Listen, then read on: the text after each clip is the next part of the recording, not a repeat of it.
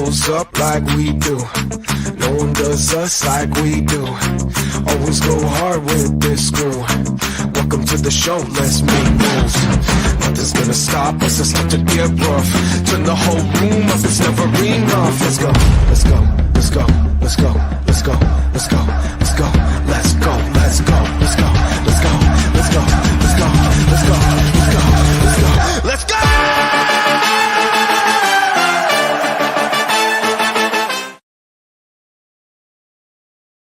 Come one, come all. Hello, everyone, and welcome to another edition of the Sports Report Podcast. I'm your host, Mr. William Morgan. Have a full crew with me tonight. Let's go ahead and get right to it. First, the man who has forgotten more baseball than I will ever know. Let me bring on my man, the Kansas City Chiefs' favorite son, my man 7-7. What's up? What's up, man? How you doing? Chilling, doing good. Next, we go to the man who is the New York Yankees fan, and he is also the ambassador of Nebraska. Dan, what's up? What's up, guys? Before anybody asks, me and Seven planned the jerseys. We called each other before, and we said, "Hey, do we want to look super ambiguously gay?" Yes. Wear the same jersey. We were both taking a bath, and we were talking about it on FaceTime. Yeah, we discussed makeup shades. You know, it was in depth. Taking a bath. Wait a minute. Were you doing what? I'm not going to go there. This is a family-friendly show. I'm not going to even go there. Let me go on to the newest edition of Fall Street. Oh, I guess remember a man on Gene. G, what's up, man? How you doing, man? How you doing? Hey, what's up, guys? I don't need to take my ass together, David. Huh? Yeah, I see the twinning. They twinning tonight. You see, they twinning, man. They twinning. Yeah, they twinning. They doing it. We're just trying to intimidate the Raiders fan. Y'all Gene. Yeah. Gene, I bought you a shot of Southern Comfort. I gotta get to. Can you pass it to me? Can you pass it? Yeah. Reach this way. The other way. There you go. What's up, KW? How you doing, man? There you go. The mic sounds good. How you doing, Jay? How you doing, KW? How you doing, brother? How you doing? Slancha. All right, guys. I just want to go ahead and get the show started off by saying next week, gentlemen, we'll have to be on our best behavior. We have a guest next week coming on the show. She is from the 3rd and 3 podcast. Nikki Geist will be on with us next week, talking everything football. So, gentlemen, we have to be on our best behavior next week. So, Dan, just plan to miss Sports Report, and we'll catch up before I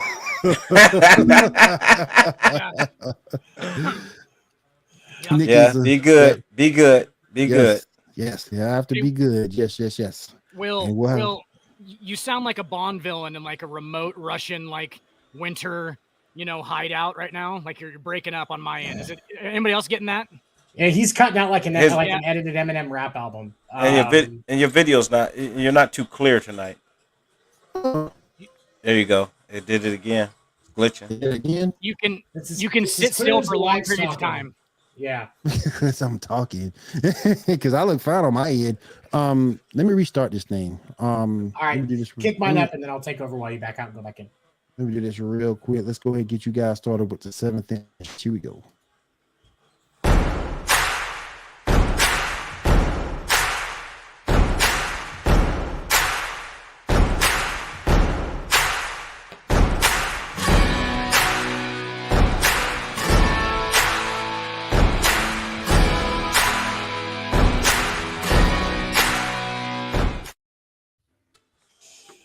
They announced today the players of the week for the Major League Baseball. And on there's the article. Okay, and I'm getting this information from MLB.com for all of your baseball news and propaganda that is controlled by Robert fucking Manfred. Go to MLB.com. That's the copy we're supposed to read for that sponsorship, I think. Muckrod Fanfred. Yeah. Out of the American League, Trevor Story of the Boston Red Sox broke out in a big way with one of the best 7-game stretches in recent Major League Baseball history. Over the last week, Story batted .360 with 6 home runs and an eye-popping 14 RBIs. And that is, even more shocking when you consider that he came into the week with only 15 for the season.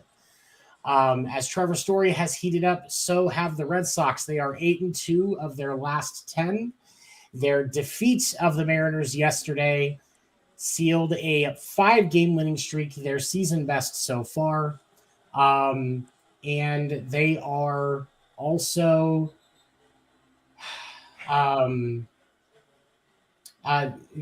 with these wins that they've had, 3 of the 4 wins against the Mariners came from behind. The win against the Mariners yesterday, Franchi Cordero hit his first home run of the season, a walk-off grand slam in the bottom of the 9th, bottom of the 10th to win the game against the Mariners 8-4. Red Sox are heating up. But of course, the hard part about this is 8-2. Still have 8-2 in the last 10 games, and still 9.5 back in their division. 9.5 behind the New York Yankees, who are just cruising. Yeah, Yankees are cruising after they lost both games yesterday. Doesn't matter. Doubleheader to the Chicago White Sox. The White Sox are a good team. They are a good team, and they're pegged to win the AL Central for a reason. But the Yankees have the best record in baseball right now. They do. They've had the best record in baseball all year. And I'm happy to see it, especially when you look at how much criticism the Yankees got for the underwhelming moves that were made in free agency leading up to the draft after the lockout. So, it's good for them. Cashman and Boone are certainly trying to get things going again and bring winning ways back to the Yankees. But can it hold? That's the $1 million question, and that's not just the Yankees that have to answer that. We're at the quarterly mark of the season. Most of these teams are just hitting 40 games. If you had a quarter mark AL MVP, who is it right now? There's an answer to this. It's correct. I honestly, right now, it has to be Judge. Aaron Judge is the quarter of the year in a contract year. Yeah. Surprise, surprise, contract year. Aaron Judge hitting 305. He's got like 12 homers. Just raking all over the field. Hitting in the 2 spot. Do the Yankees? Do you think the Yankees give him the $300+ million that he wants? They have to. He's gonna hit 50 homers this year, probably 45 to 50. He was on. Last numbers I saw, he was on track for like 56, 58, somewhere in there. Stanton's on track for over 50 as well. Something that the Yankees haven't had. The Yankees haven't had two players hit 50 or more since the 70s, I believe is what it was, 70s or 60s, somewhere in there. Like it's been a minute. As much as it pains me as a Red Sox fan to admit it, the Yankees are on fire right now. Is it true to say that you hit the 40-game mark, you are who you are at that point as a team? Yes and no. I think the smaller the market you're in, the more true of a statement that is. Like, I don't see the Royals bouncing back from the year that they're having. They're just having a dog shit start to their season. Yeah. But when you look at bigger market teams, this isn't just the Yankees. This is the Red Sox. This is the Dodgers, the Padres, the Giants. That National League West division is arguably as competitive, if not more competitive, than the American League East. Right. Because of the potential between those 3 teams, the Padres, the Dodgers, and the Giants. So, I mean, and these, yes, they have, there is not as much incentive to tank for draft picks in baseball as there used to be because of changes made during the CBA. But there's still going to be big trades at the deadline. And, these teams, the rosters are going to shift a little bit. Yeah, they're gonna make moves. The story of the Yankees this year is literally just they have a lot of. It's not aging players. They are old, but they had a lot of guys who you didn't know were going to be different forms. Anthony Rizzo, we didn't know if we were going to get Cubs Anthony Rizzo or last year's kind of sucky Anthony Rizzo. Joey Gallo, you're getting the worst parts of Joey Gallo, who's like the youngest guy on the team. He's not the youngest guy on the team, but one of the younger starters. He's 28, and he's playing terrible. They're going to move him. They're going to move off of him for sure. I think that he gets moved, and I think he's worth a little bit because of the power. He's a little bit of a draw. I mean, because of his Rangers years, stuff like that. He's kind of exciting. But the Yankees, all those guys are like having not prime years, but they're at least having, above average when they were in their prime years. Like Josh Donaldson's having an okay year. Like he's playing pretty well. Anthony Rizzo is hitting well. Giancarlo Stanton is crushing the ball everywhere. And then Aaron Judge is, like we just talked about, an MVP candidate. So they're bringing it all together. And then they're pitching Luis Severino out of nowhere. Luis Severino was pitching out of the bullpen last year. He's starting. He's got like a 3.65 ERA still. Yeah, I watched it. I watched him pitch for a little bit yesterday, and he's not. And Severino definitely looks better. I think the sticking point that the Yankees is do you put enough trust in Cole to see him get proper control of his arm and get the quality that we had seen previously when he was using Spider Tack? Or do you think it's going to be a position where they start to worry that they've overpaid him and they think about moving off of him? I've actually started a GoFundMe to create a new Spider Tack for Garrett Cole. Oh my gosh, man. It's a mixture of super glue and motor oil. It's working out. It's not working at all so far. Oh, it's really bad. It just rips the skin off. What's up, KW? How you doing, bro? What's up, KW? I think that on bullpens are a problem for a lot of people right now, and I think that still stems from the shortened spring training. I think a lot of teams, your pitching staff is still getting into a groove. Makes sense. The Yankees bullpen too, dude, is fucking nasty. The Yankees bullpen is fucking nasty. Absolutely. They blow a lot of weird saves. They blow a lot of weird saves, but they are nasty. Nasty. Well, it's like yesterday with the Red Sox playing the Mariners. Hansel Robles, who in years past has been a very, very good pitcher, blew a save at the bottom of the ninth, gave up a home run. There's with Boston, Matt Barnes, you don't know what Matt Barnes you're going to get when he steps onto that mound to close out the game. And there's a lot of teams that I think that are still trying to find their pitching identity, and I think that's why we're seeing some differences. Like we talked about the White Sox being the favorite to win the AL Central. Well, right now the Twins are leading that division because the Twins are actually producing and winning games. Carlos Correa is doing a lot of great things up there, and that organization looks completely different. KW, we are going to talk a little bit about that here in just a second, and then Dan and I are going to dive into the racial slur situation more in depth tonight on After Dark, because there's a few things. You know what? We can go ahead and we wanted to cut the two black guys out of the conversation so we could talk about race in an equal manner, right? Exactly. I mean, that's obviously what we're doing. Okay, that's the white guy move, right? We want to push our white agenda. You guys are so wrong. You guys are so wrong. Not typical non-confrontational. First, y'all we don't want our ideas to be challenged, Gene. Okay, we're white guys. First y'all taking baths together. Now y'all wearing same color jerseys. Now you want to keep me and Gene out. That's just disrespectful. This is some. Now we're burning crosses together. We're burning crosses together. We're not burning crosses. They're teasing their yard for time to leave. Get it right. Wow, they planned this. Hey, Will, they planned this. They planned it. Yeah, they planned it. Yeah. They South Park looking asses. All right, so with what KW was talking about, the racial slur situation, on Friday, there was an altercation between the White Sox and the Yankees, bench clearing altercation. No punches were thrown, just a lot of chest puffing.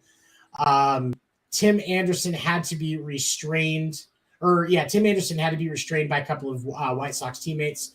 It was reported that Josh Donaldson called Tim Anderson Jackie. Hey, 7-7. Don't, if they don't know the story, don't tell them. I want to hear the reaction pre. Gene, do you know the story? Mm-hmm. You know what's behind the story. They know. You guys both know. And so because of that, there was a lot of outcry and Josh Donaldson and some claims that the Josh Donaldson comment was a racist comment. Here's after the game. All right, go ahead, Sam. After the game, Tony La Russa said that Josh Donaldson made a racist comment. That's all he was going to say. Felt it was very unprofessional. Tim Anderson was saying the same thing. Josh Donaldson, when he was questioned without being in any kind of a prepared statement, wasn't avoiding talking to reporters, admitted to calling Tim Anderson Jackie and said that it was something that's happened a few times over the course of the time that they've played against each other because of the fact that back in 2019, Tim Anderson made a comment to an SI reporter when he was during an interview, comparing himself to Jackie Robinson, saying he was a modern day Jackie Robinson because of what he's doing for the game. The article was in reference to the fact that Tim Anderson plays with more attitude, bat flips, talks a lot of trash, plays hard, doesn't let up just because the team's ahead, that sort of thing. One of those that doesn't necessarily follow the unwritten rules of baseball. And here's the thing. I like Tim Anderson. I like players that say fuck the unwritten rules of baseball. I have no problem with that. And we're gonna dive deeper into this in After Dark, but quite simply, I understand because the league did announce today, undisclosed fine, Josh Donaldson is going to be suspended for 1 game. He is appealing the decision, but he is also just got put on the COVID list. Looks like he tested positive for COVID-19. So whether or not he serves that 1 game suspension is going to take some time to determine. But the league said, regardless of Donaldson's intent, the comment was inappropriate and it did spark the on-field confrontation. And so that was their justification for the punishment. I understand their justification. And I understand that outside of context, the comment could appear racist. Dan and I dive into this tonight. One of the things that we're going to talk about, I'm going to show Stephen A. discussing it this morning on First Take. And Stephen A. raises a very good point. And I'm going to say this, I'm going to kick this over to you guys so you guys can throw this out. Again, Donaldson talked about the fact that this is something that this is a joke. We'll use this in air quotes because that's Donaldson's terms. It's a joke that he's cracked with Anderson multiple times since the interview in 2019. And Donaldson and Anderson used to face each other quite frequently because before Donaldson was a member of the New York Yankees, he played for the Minnesota Twins. So the Twins and the White Sox play each other on a regular basis. And the Blue Why Jays. is this the first time it's a problem? Why is it this time that it's a problem? I think things that's going. I think there's things that that's going on in the world. It was just bad timing this time. Yep. I can understand that. Yeah, and I think Swagoo he hit it right on the nail. It's just Anderson, I had enough of your shit. So we don't know if there was things said between them two out, kind of outside of them just focusing playing the game. Right. Some things could have been said, behind the scenes. We don't know that, but I think in this scenario, as good as Anderson is, and as athletic and as good to the game he is, I thought he felt like, and I'm looking at total body action, his body reaction to the whole thing. It seemed really it agitated him really bad. Right. So but like Stephen A. said, you got to be fair in every situation, and if that was premeditated and it was said before, and you kind of took it as a joke, but in retrospect to that, a lot of people just brush stuff off different ways. And I think sometimes he might have heard it and said, you know what, I don't got time for that pettiness. And he still might have took it the same way as a racist remark. But this time he just reacted on and had a reaction This straw to that it broke the this camel's last time. back, basically. Yeah, just too many times, and it's not getting him out of his stride whatsoever. He's still putting up numbers. He's still the same offensive baseball player. Anderson hit a 3-run home run yesterday. Yeah, big time guy. Yep, he's big time guy. Huge player. He's a hell of a player. Yeah, huge player. Yeah, huge piece. Starting shortstop. Oh, sorry, Jim, go ahead. Yeah, but so for me, it's just bad timing. That's all. A lot going on in the world. Just bad timing. You never knew what old boy was going through that day. He could have been having a bad day. Some shit could have been bad. And you could have said anything to him wayward and he would have snapped. So, you know, you don't know what you're coming into with people nowadays. And you say something that could be, normally you thought it would be accepted by that person, but because what that person is going through at that moment, he took it the wrong way. And nah, I'm not dealing with this. I'm not dealing with this. So, you know, you gotta be on board with everybody you deal with. It's not something that you would normally say or normally treat a person. You gotta be consistent, because if you ever go out that boundary that you set with that person, or if that person is not receptive to it anymore, then they're gonna take it the wrong way and issues are gonna arise. So I don't know about the 1-game suspension. That's ridiculous. I think it's stupid. And now if there was punches thrown, a full out brawl, something like that, I got you. But yeah. Well, I think in this case, at the end of the day, I think people was close enough to substantiate it, and it just didn't sound right. And I think if league don't take action in a situation like that right now, then you have to. Yeah, it's just bad. You got to do something. So 1 game really isn't going to hurt. I mean, technically, it's a slap on the wrist at the end of the day. It's not going to stop him. Let's go home and get drunk. Right, Josh. See you in 2 days. But my issue is it's not A, it's a slap on the wrist, as I said before. B, it's a slap on the wrist. C, give him a warning. If he continues to do it, then you can put down more penalties. Well, in that case, Will, how many more times will these guys play against each other this year? So it might not be another time that he does say it. So we have to take care of it now. Take care of it. I thought it was a classy move. I thought it was the right move. I think you take action, and that lets people know that the league is showing some transparency to racism.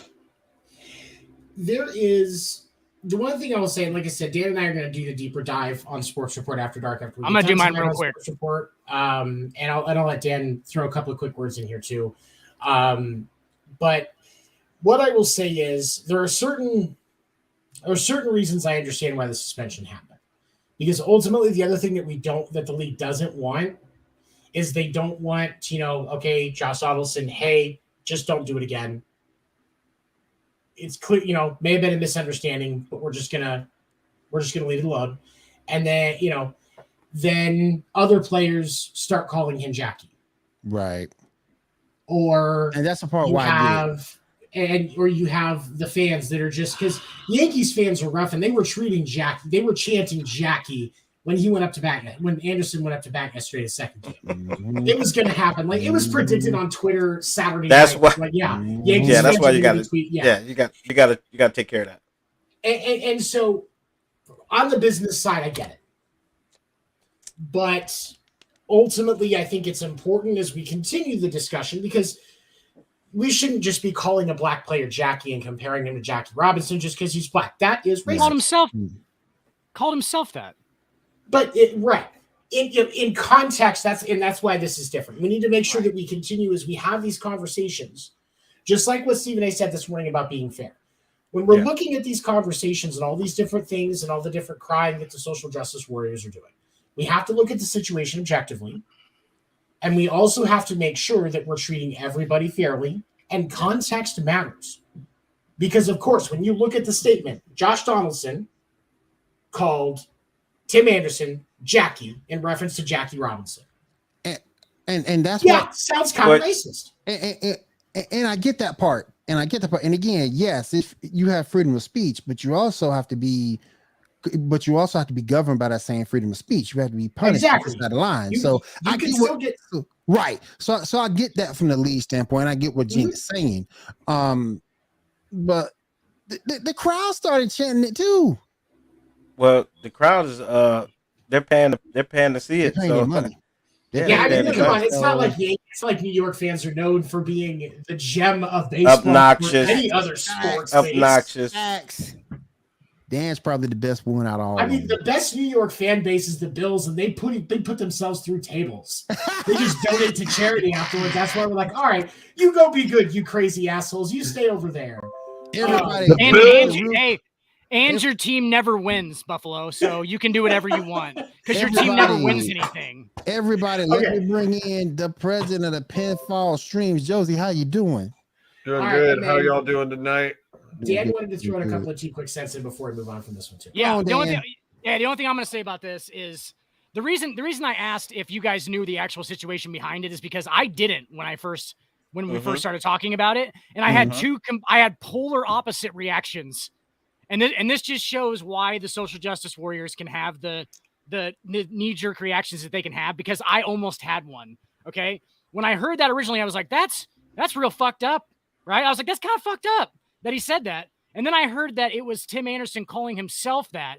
And then I was like, oh shit, Tim Anderson's just embarrassed that he ever said that.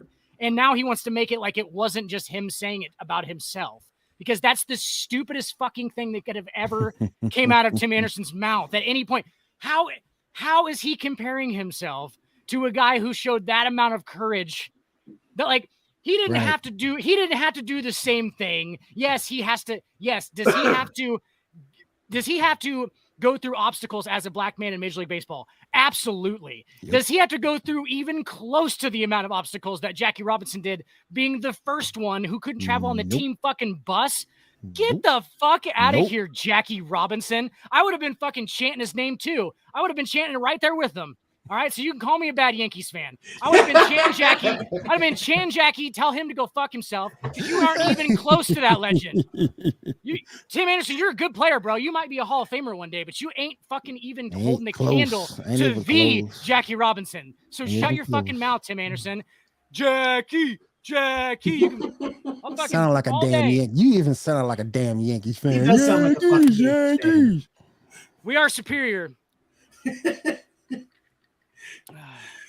All right, guys. We are about to move into our okay, good. All right, let's go ahead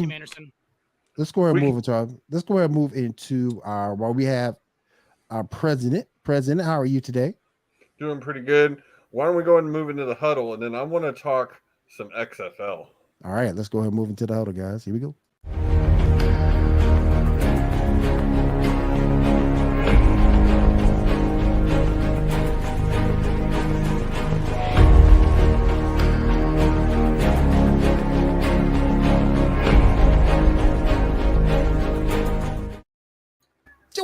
All right, go ahead, man. Before we get into this, I do have a little bit of pinball news. A surprise.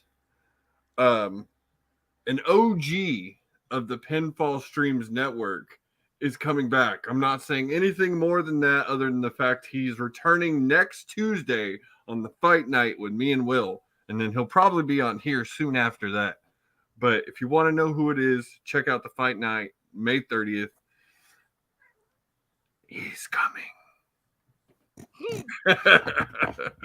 That sounds like a bad WCW promo. Dude, I think I'm gonna make a vignette. I truly think I'm gonna make a vignette. Sounds like a bad WCW. Sounds like a preview for Halloween 15. It is coming. He's coming again. And again. You know where I got that from. It's The Rock's theme song. Yep. He's coming. He's came 14 times before, and now he's back to come again. Wasn't that his first heel song? I thought it was his first heel theme. Yeah, his first heel theme. The first one, yeah. When the helicopters came out. The helicopters, and then you'd hear, "It's cooking." Yeah. Real quick, best WWE intro song of all time. Anybody. Dave Bautista. Hulk Hogan.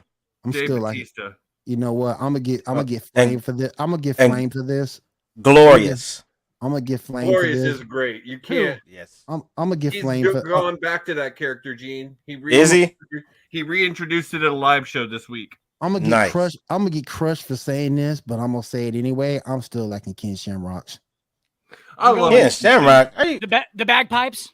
Hey, I'm going. I'm going Shawn Michaels.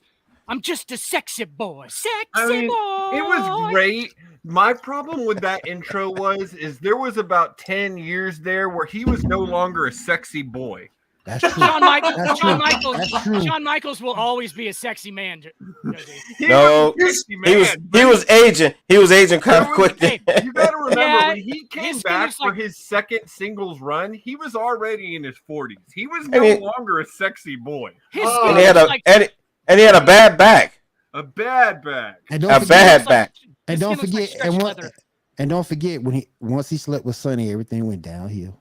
So I do want to say my initial hard response to this was going to be Taker, because that entrance is just fucking iconic. Anybody who says good one, KW, on their top 5 is lying to you. But here's the thing: you guys are all forgetting the best intro song across the entire WWF WWE. Who? Ass Man. I'm an ass man. Yeah. Come on. Iconic.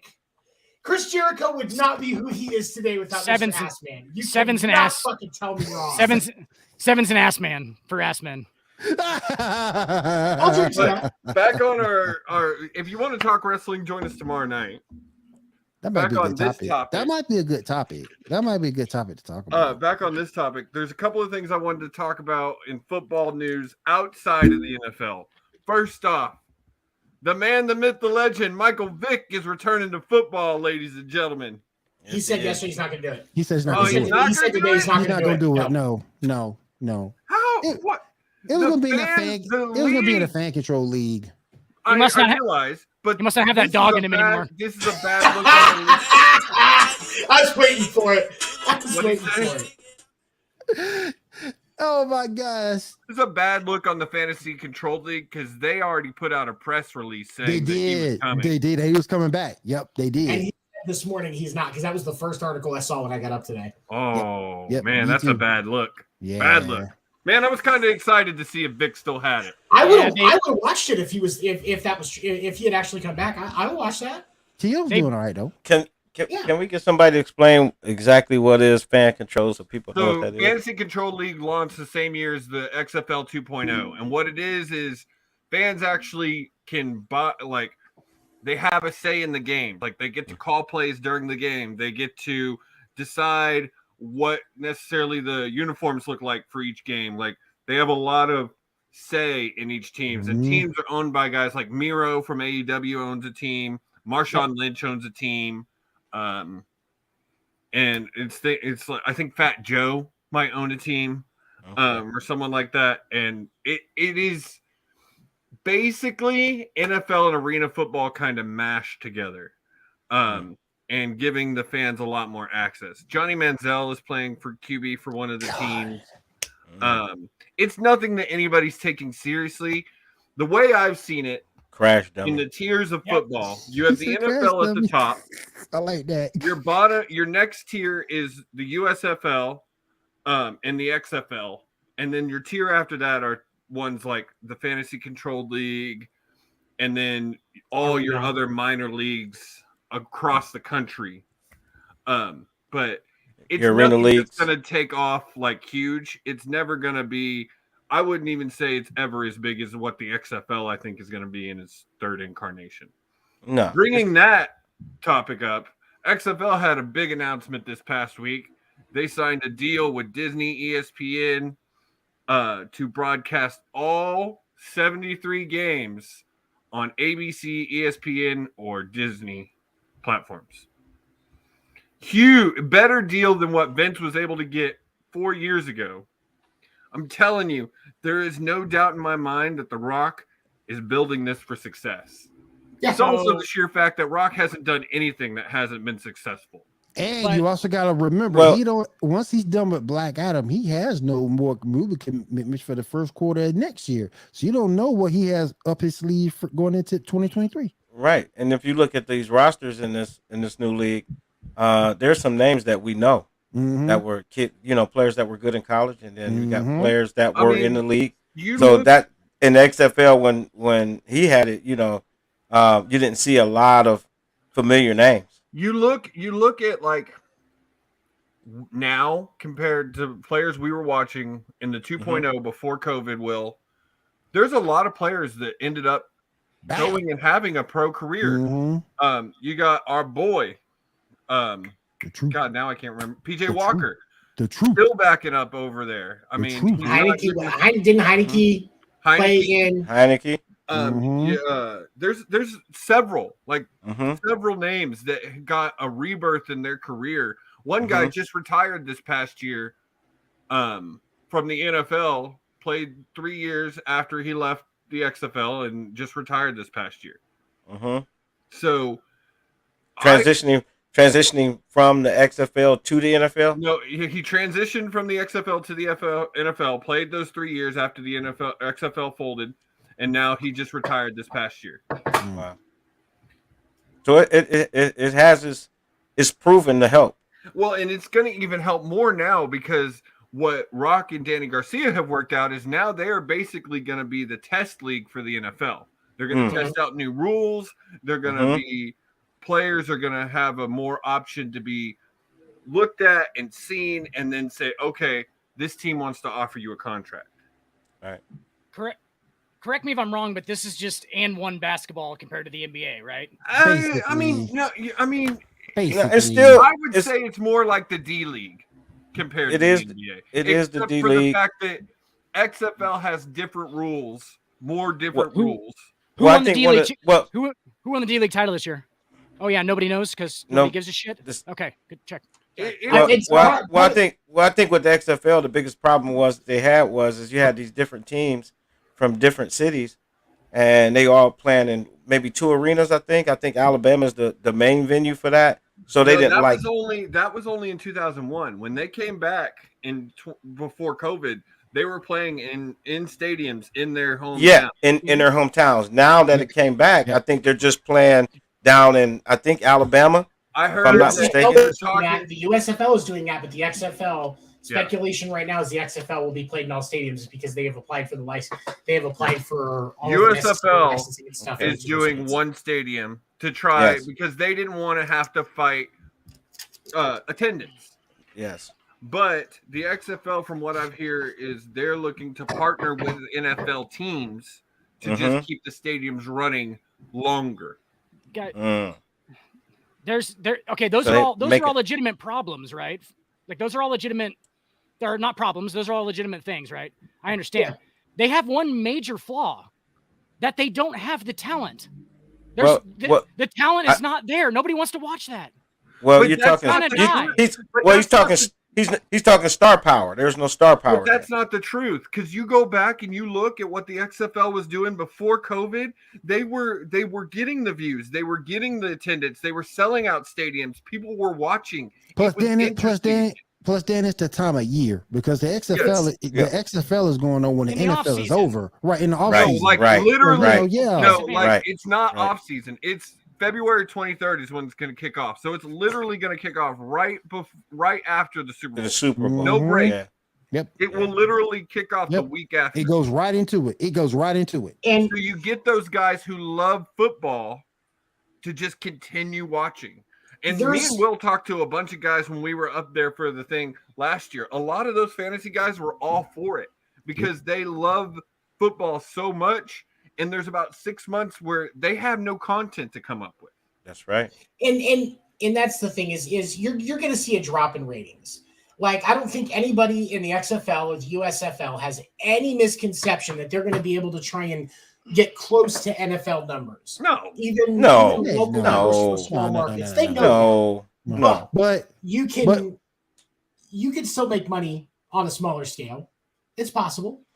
Well, you can't pay them guys enough. I don't even know if the guys even making over 40,000. Okay, again, Yeah, they are. 2.0. In the XFL and the USFL, those guys aren't getting paid a lot of money. I 4,000 a know week. for the 2.0, when Vince owned it the last time before COVID, which I fully believe, if not for COVID, we would have just celebrated the 3rd championship of the XFL. Fully believe it. They were already about to sign deals for the next season. Things were looking great. They were doing great had it not And been if we for listen to COVID. you, the Roughnecks would be 3-time champions. That's my opinion. Yeah, it would be the Battle Rocks. The Roughnecks were going undefeated that first season. They were going to Rednecks. go undefeated that first season. I have no doubt about it. We would have been season 1 champs. But that's neither here nor there. On this note, though, The Rock, the way he builds things, and the fact that he is really just being the face of the company. Danny is running it. Danny has shown one thing in the fact in what she's done with The Rock's career. She's a businesswoman. She can build a business. I have no doubt in my mind that she can run this thing. They put a lot of good people in place. I don't think we ever talked about on here some of the coaches they've got coming in. Hines Ward is going to be coaching. You got Bob Stoops coming back. Star power. And they're going to get, I promise you, they will get a couple of star power players to put names on. Once you get the star power, then you get buying power. I hate to play devil's advocate here, but Danny kind of started with a lot of Rock money to make some of those businesses. I mean, I could probably run a lot of the Rock's finances. No. Danny started Rock's career when they signed the divorce. She signed him to Scorpion King. She got him his first movie. If it's it not was the beginning of his career. No, she was got money. Back when he got into wrestling originally. Yeah, if it She's been running his when career she was his wife, I am aware of that. She was managing his whole career. There would be no Rock. There would be no Rock money had it not been for Danny building his career. He has admitted. Well, Rock is what, a 3rd generation wrestler. So I think but it's not the fact. It's not the wrestling. He could have easily went down as a 3rd generation wrestler, but you got to remember his wrestling run really wasn't that long. He was only full time for about 5 years. Yeah, he peaked out and he's such a talented guy. And I've read the story. The day they signed their divorce papers, Danny also got him the contract for Scorpion King. And props to both of them for being able to put their differences aside and work together. From what I read, him and his new wife and her husband are the best of friends. It's a beautiful story, but sound like he was pimping. I'm not gonna. Yeah, right. I'm also not gonna sit here and say that. I'm not That's some Wayne Brady shit right there, bro. Right. That the Rock Wayne Brady shit. Straight Wayne Brady. Pimp. Straight Wayne Brady. So the Rock wouldn't be famous. He wouldn't be in movies without. I'm not saying he wouldn't be famous. I don't think he would be the world's highest paid actor if not for Danny Garcia. I won't say that because he's ultra talented. I don't think he would have made. I don't think he would have made that jump and transition as fast. But he would have got there. He would have got there. If you look at the way his career formed, he did everything right. He did his Disney movies. He did all that. He built his brand correct. And yes, the talent has something to do with it, but the really successful people are the people who have great people behind them. And Danny Garcia is one of the best business managers ever. Well, with that too, and what being said is in wrestling, there's always, and you guys know this, the push. Okay, because the only person he was competing with at that time was Stone Cold Steve Austin, and once he surpassed him, you don't think so? No, you don't think so? The talent in that era, in the Attitude Era, the WWE. Who was the biggest draw besides The Rock in that era was Stone Cold Steve Austin, Shawn Michaels. See, y'all are actually off. Y'all are actually off. Triple H was okay. The Rock wasn't really involved in the Attitude Era. During most of the Attitude Era, The Rock he did come in towards the end. He came in toward the end. Most of the Attitude Era, The Rock was in the Nation of Domination. Yep. When The Rock really had his heel run, we were already in the Ruthless Aggression era. You were already seeing Cena, things like that. when you got Rock versus Stone Cold at 17, the Attitude Era was over. It was gone. It was gone. It was done. Well, the question- What about well, those the other question- movies with the but- Rock and Sock connection? But was the Rock ever a heel? Yes. Yes, but Oh, yeah. not in his original run. Once he came back from his came back from Rundown, he Right. did his heel run. But when he made that heel run, I thought he elevated a He little was the bit. best But kind. see, He was the best kind but of heel, that- Gene. Actually, Yeah, heel, but that yeah. heel run Love to hate. was actually only a year long, and then he was gone. That was it. That was it. He was gone for 7 years until he came back. And I read this recently too. The comeback for Cena, which kind of reignited his career, bringing him back to WWE, it really got him back in the limelight, was Danny's idea. Well, nobody's second guessing what Danny's meant to this game. I fully at all. believe. I understand people think like I he am. is the highest paid, and he probably will be just as famous without it. But I don't think he's where he is out today without that woman. There's so many things about getting to Fair the enough. level that individuals like The Rock are at One that fall. have to do with business Did you just say decisions and one taking fall? the right business. One fall. You know? 30-minute but- time limit. Honestly, 30-minute time limit.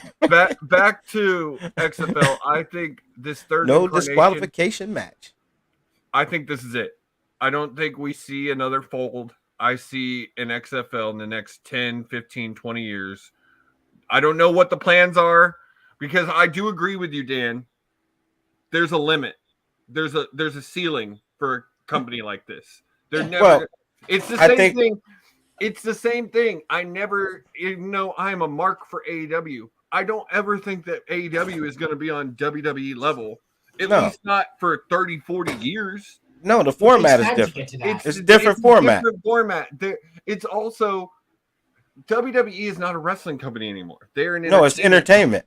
They all make entertainment. movies. They make music. They make TV shows. They make a That's lot it. of other things. It They is like a Mickey different- Mouse. You know, they like Yeah, Mickey it Mouse. is the Yep, Disney yep. of the sports world. Mm-hmm. And so I do believe, just for the sheer fact that The Rock and Danny don't fail at things, this will not fail. I got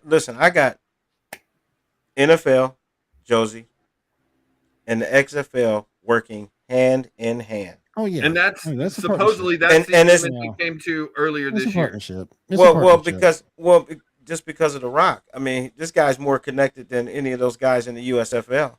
You know what I mean? Yes. USFL is going to be the minor leagues of football, but every league is great because here's the deal: you got tier 1 players, you got tier 2 players, you got tier 3 players. So as many leagues as they got, I think it works for kids that getting out of college that aren't per se NFL bound. Yeah, and they still go make some money. Right. We've right. talked about it on here too. And from someone who went to a game with the 2.0 version, Mm-hmm. it's a lot like minor league baseball. Mm-hmm. It's just so much fun. It's more Mhm. interactive than a major league game. You get to really feel like you got to go down around the thing and like meet the players and Mhm. high five them and get autographs. And it was just way more. It reminded me a lot of Interpersonal. going to like a AAA game or a AA Yeah. game where you really Yeah. get to experience those players before they're huge names. Right. And it's memories, and those are core memories that kids are going to keep. And I'm super snobby about my football. and I understand that some people are, but some people just want to watch football. And personally, like NFL to me, like I like to watch my Texans, but other than that, it gets kind of boring. I'm not on fantasy anymore. I don't get into fantasy after this last season. And I enjoyed XFL because it made things more exciting. Now, I do hope that some of the rule changes they installed a few years ago come back. So where do we put? Even though we're going outside of the U.S., so where do you put Canadian Football League at? See, honestly, I think the CFL made a mistake in not partnering with the XFL. Because originally the plan was for the XFL to relaunch this February. Mm-hmm. They pushed that back. February to have 23rd. A 3-month-long meeting with Canadian Football League Mhm. about joining forces. And from what I read and heard and everything I looked at, they could not come to an agreement on joining the forces, so they decided not to. But that's all I had on the XFL. I think this deal is a great move for them. I'm excited to see. I think we're about to start. I think come July, I've heard team announcements. So, and then I think Houston, San Antonio. Exactly, KW. I've heard Houston, San Antonio. Exactly, KW. St. Louis. I heard DC is going to get their team back, but they're going to be changing names. Yeah, they kind of have to. Yeah. I heard California may not get a team at all, which I agree with. Fully. Fuck them people in California. Fuck them. But, I'm gonna get out of here. I hope that place falls into the ocean. Oh, I did want to say real quick, Seven. How about them Stros? How about them Stros? Man, you would come on here. This is a football segment. You will come. It's a football segment. You didn't show up in time to talk shit baseball. Get fuck out of here. I was working. What the hell? Next thing we know, we're talking about Jeremy Pena. Hell yeah. Hey. What's your record looking like there, Dick? With they one of the leading Major League Baseball right now. They're the best record in baseball right now. What the fuck? Yeah, the best record in baseball. I'll wait. I'm sorry. I'm still not apologizing. They're still garbage. I can't hear you with 27 world titles in my ear. Wait, okay, so it's only May, so they've got 2 more months to choke. Okay, got it. Right. Just like they choked down those 27, man. Those 27 World Series. Choked them right down. God, Right, guys. Y'all have a great night. You too, man. Make sure y'all tune in tomorrow for Fight Night. Me and Will are going to be talking about Cowboys of baseball. Not true. Me and Will are going to be talking about Double or Nothing. Anything to the Raw Boston this past week, all that stuff. So make sure you join us tomorrow night for Boston Fight Night. baseball. Is that special guest coming on tomorrow night? Is she starting? No, or you said special guest is coming on next week. Special host that is coming back. It's a will she? be next week, next Tuesday. is it she? No, Is no. she talking any the UFC? She will be on this show next week. And then she'll be on Fight Night. It's two different people. It's two different people. Okay. Yeah. They're going to let us be around girls, Gene. I respect our sports report following. I'm kind of worried. Now that I'm spill the beans. Seven, I'm kind of worried, man. Daniel. Oh. Seven, I'm kind of worried, man. Cruising. We're gonna let a female around Dan. I'm kind of worried. Hey, that's as long as she's not in the same room with him, she's safer than his wife's or his girlfriend. So I mean, that's a positive thing. But I think both of us need to make sure we're watching that mute button for him because censorship. Censorship. I like that different perspective. It's good. But no. The special guest will be next Tuesday for us. Does she know but she doesn't know any UFC? No, it's a dude, and okay. I don't know. I don't really follows UFC. We still got to find a UFC guy. I don't know about Nikki. I don't know about Nikki. She's general sports. I don't know what she knows about UFC. I can ask her tomorrow. But no, we're bringing this dude back because he was with us in the very beginning. Cruising. And he is Nikki, also we haven't got your back, Nikki. We got your back. He's more current on wrestling than Will is, so we get the current stuff covered. And him and Will together have so much history on wrestling. Good. So, all right, guys, y'all have a good night. You too, man. Hey, real quick before we end the segment, I wanted to talk about Nick Foles coming back into football. He got signed. 2-year contract. Yeah, a 2-year contract. And there was rumors out there saying that the Philadelphia Eagles tried to pick him back up. Really? Yeah, no, he's going close to back Matt Ryan. Hey, Foles has holes. That's what we know. Good luck with that. Oh my gosh. That really Jalen Hurts. Hey, that is Super Bowl champion Nick Foles, sir. I'm sorry. That really Jalen I'm sorry. Hurts. The past is the past. 7, the past is the past. Really, Jalen Foles has holes. Same thing with Dan Sorensen. Dan Sorensen needs to go. Man, Dan that's Super Sorensen. Bowl champion Dan Sorensen. He needs to Respect on that name. He needs to go because he's twinning them. That's twinning them tonight. He's got lay off. Clark Lay Hunt. off for 7. He's got his He twin. has something on Clark Hunt. I mean, show some respect for Super Bowl champions. Now, you want to make fun of somebody? Make fun of Sam Cassell, the jersey that Dan has on. Sam Cassell. You remember him? He was bald. Looked like an alien. This is his jersey, isn't it? What number is that? 7? This isn't a. Yes. This isn't a. I bought this thing. This is a Sam Cassell jersey. Lift that up. Lift that up, Daniel. Lift it up. You should have Matt Cassell. Oh my God, that's Joe Theismann. He changed the name on the back. You should have Matt Cassell. It's Matt Castle. It's Matt Castle, guys. That's It's Matt Castle. Yeah. I literally made a joke the first time I wore it that I was like, this jersey is so dumb. I was like, I'm gonna act like it's a Sam Cassell jersey. Well, because Sam Cassell played basketball, so absolutely, that's what I'm saying. Real That's quick. the whole joke. Gene, now Real you're in on quick. it, bud. See? I was there. I thought Will would catch it, but he didn't. He did. He But it's okay. hasn't still. He was on the original episode. Still hasn't. Anyway, real quick, guys. Let's move over to the hardwood to talk about this NBA action. 7, what do you? And then we're gonna jump on out of here. What you got there, Let's go. 7?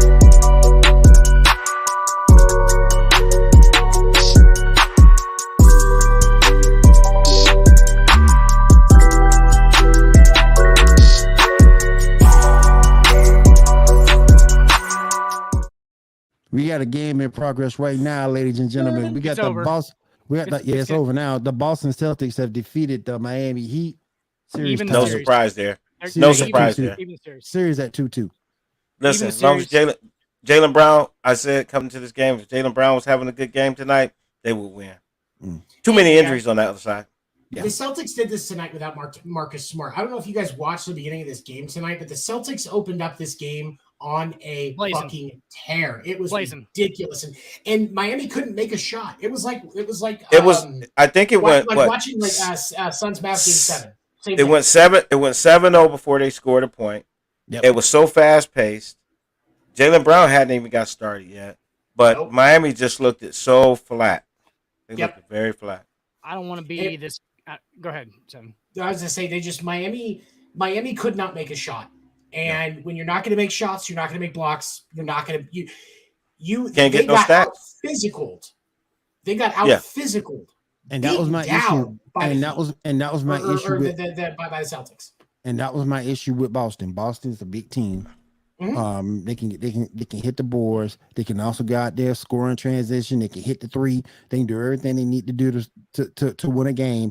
Miami, if they're not shooting well, if they're not going out there being absolute dogs on defense, they'll lose more times than not. And that's what happened. So here's what I. Well, some beat up guys too. You got Tyler That's Hero, true. he's out That's the true. game. So That's you're true. losing a shooter there, and then you got Kyle Lowry. He's just coming back. He's just getting back. Right? Yeah. So So you come back from a hamstring. That thing could be. I want you iffy guys to think. I regardless. want you guys to think about something too. Miami, that style of play, okay, the hectic defense, the all-out go, all that stuff, right? And they're playing as a team. At what place does that work better? Does that work better on the road, or does that work better at home? Because it clearly works better for the Miami Heat at home because they play off of crowd energy. Yep. And when they're on the road, dude, they're not a good. I would say that they're a borderline below average NBA team. Because they're not just going to, because on the road, you need guys that are just going to take over games. And I'm sorry, Jimmy Butler outside of Miami and American Airlines is not going to take over games on the, he's not going to do it. He feeds off of that crowd, and they feed off that crowd so much. And like, they're really, really good at home. I think they're borderline unbeatable at home against the teams that are in this right now. But I mean, but playing in Boston, that Boston crowd's pretty tough. But Butler's banged up too. Butler's banged up. He's not playing well. And I think I know you're talking over a period of time. But but when it comes to playoff time, you got to take care of home, and they know, and that's true. But you got to like sometimes win on the road too, because it works that way. Unless you're the one seed. If it goes deep in the series, they are outside of his one good game, the players disappointed being really throughout the whole playoffs. Outside of a game here or there, has been Bam. He's been Adebayo. Yeah, who? He's outside of that Jimmy, one game. Jimmy Butler has scored a 40 point game in every series so far. He scored one in the first round, second round, But and Bam now. has also disappointed me outside of that one game he had the other night where he played well. Oh, disappointed you. Okay. Yeah, he's just been disappointed in that one game he played. He had 9 points tonight. Duncan Robinson, who was one of their kind of like their three guys that was like, he's kind of like a secret weapon because he's kind of unassuming and I mean white. And he's coming off screens and stuff like that. Bam and got to show up, man. He just gets out physical for real. Like he's just got out physical. They didn't even play him. I know Bam is a little light in the wallet, but he got to show up. He's not. I think you hard on big guys in the league. I really do. You just stay on big guys. I just think if Bam didn't have the talent, if Bam didn't have the talent, okay. But Bam can. He wants it to be like slam ball, where it's just a fight. I'm not saying that, but Bam can play in this league. He should have more than 9 points in a game, a playoff game. He should have more than 9 points. Bam he never took me. Weapons. He's not the physicality ain't there for Adebayo. It's not, and yeah, you're right, Gene. And he doesn't have a whole lot of like offensive weapons. Like he's not one of those guys you dump it down to and he just makes a move and scores. Like, no, not really his game. He's more like a Sean Marion type guy. Never that, but it's like he's been silent for the most part, except for that one game during this series. He's been silent. Plays really good defense, obviously, which goes along with the rest of that team. He's a really good defender. I think one of the things that Miami is doing wrong in this series, and I'm shocked that I'm saying this because I didn't think at the beginning of the year I would be, but I don't think Miami is using Tyler Hero enough. Tyler Hero is capable of a lot, and I understand that he didn't play tonight because of injury, or he didn't play very much because of injury, something like that. But Tyler Hero, when he gets the minutes, he does pretty well. I can be your hero, baby. And I'm not saying that you're going to get 30 a game out of him, but I think if you give him, I think if Miami gets him to the point where he's starting, I think you could get 20 a game out of him without a problem. Yeah, I just think with Tatum and Butler, they cancel each other out. But everybody else, 2 through 5, Boston has the advantage. I agree with you. Clearly, I think Jaylen Brown is better than anybody. It showed tonight. They just muscled him. Tucker is a difference maker, but the lineups that Miami runs that ends up pulling PJ Tucker off of Tatum, which is who should be guarding Tatum anytime he's on the floor. It should be PJ Tucker and nobody else, because Jimmy Butler cannot stop chasing Tatum. I'm sorry, it's not going to happen. I don't think PJ. Well, I have to I'll disagree with that. Jimmy Butler's a great job. I think fresh legs. I think fresh legs throughout the night on Tatum. Switch. And just keep switching. And Tatum is a tough cover for anybody in the league right now. Well, my gosh. You know what? You know how tall he is? Bam Adebayo, he's 6'8". He is 6'8". Yeah, I agree. Bam Adebayo needs to be. Bam Adebayo needs to be switching on to Jason Tatum a lot too. Bam Adebayo, like size-wise, matches perfectly with Jason Tatum. I think that he should be on him a lot too. He's a great defender. But I think as a length, I just don't think he just don't have the physicality. I don't know if he has Jason Tatum's not super physical though. Hey guys, did you see, by the way, Jason Tatum hurt his back the other night? And he was like crumpled over on the floor, like literally like missed it was his shoulder that he shoulder. Yeah, he hit his shoulder. And then like he's on the floor 5 minutes later, goes back to the locker room, comes back 5 minutes later, and Jeff Van Gundy just straight calls him out because he ran through a screen. First play back on the floor, he runs through a screen with that same shoulder on, I think it was Bam Adebayo, shutting the screen, runs through it, just plows through it, doesn't even flinch, doesn't cringe or anything. And Jeff Van Gundy was like, "Oh, that shoulder seems like it's better." Well, tonight when the game opened up, I think he went to dribble drive to the basket, and PJ Tucker was on him. He got past him a little bit, and PJ Tucker kind of fouled him, pulled on that shoulder, and he came out of that one, So I think it's some soreness there, and I think PJ Tucker can't guard him the whole game because he just isn't light enough. He's a little too heavy to play defense that whole. I'm cynical. So you got to have fresh legs with this guy. I think that Jason Tatum might be already making excuses. Are you serious? Yes, I think Jason Tatum is making excuses. That the other night was he played like shit that night. What I'm talking about, where he goes off the floor with the shoulder thing. The guy's been banged up. Like before that, he was playing like shit before that, and that was clearly not an injury that he had to go back to the locker room for. I think that he made an excuse for his shitty play before that. He's a little bit soft. I'm a Jason Tatum fan, and I am I too. thought I just think he's been getting beat up since the last series. I'm not trying to disrespect anybody from the Miami Heat, but anytime when Victor Oladipo leads your team in scoring, you got issues. Here's my thing. Here's my thing about issues. Victor Oladipo. And 7, just give me 2 seconds. Victor Oladipo, for real, is a stud player. I like this guy. And he compliments that team. Yep, that major injury what he had and he came back, but he compliments that team very well. I think Oladipo needs to see and have the ball more. Oladipo was a star in Indiana. A star. He was. Best player on the team. That's true. For 5 years. But he went on his R&B career. He got his R&B career going. But you need. I've been doing, man. I've been writing rap albums. But tonight. Oh, you have? Yeah. What we gonna call you? Dirty Dick? I don't know yet. Little Dicky. Dirty Shit. But tonight you Little can. Dicky started taking. But tonight you can call it bad game or whatever. But it's just gotta get better. It's just gotta get better. Or Miami's gonna get bounced. Jimmy Butler had 6 points tonight. I hope so. Here's 6 points. They're gonna get by, and I think they will too. The reason why I don't think anybody is giving up on the Celtics in this series, and even though that's tied, I think everybody still pretty much expects the Celtics to take this series. Comes down to a simple fact. If you go back to Game 3, which the Celtics lost, the Celtics had 17 turnovers when they finished the third quarter. They had turned the ball over 17 times. Mm-hmm. In the fourth quarter, despite that, and despite the fact that they were turning over the ball like they were trying to give away child support payments that they didn't want to make, the Boston Celtics had that game to within 4 points. Mm-hmm. Miami had single-digit turnovers for the entire game. I think it was like 9. They had 9 turnovers for the whole game. Boston turned the ball over 20 times. I think it was like 24, 27, something like that.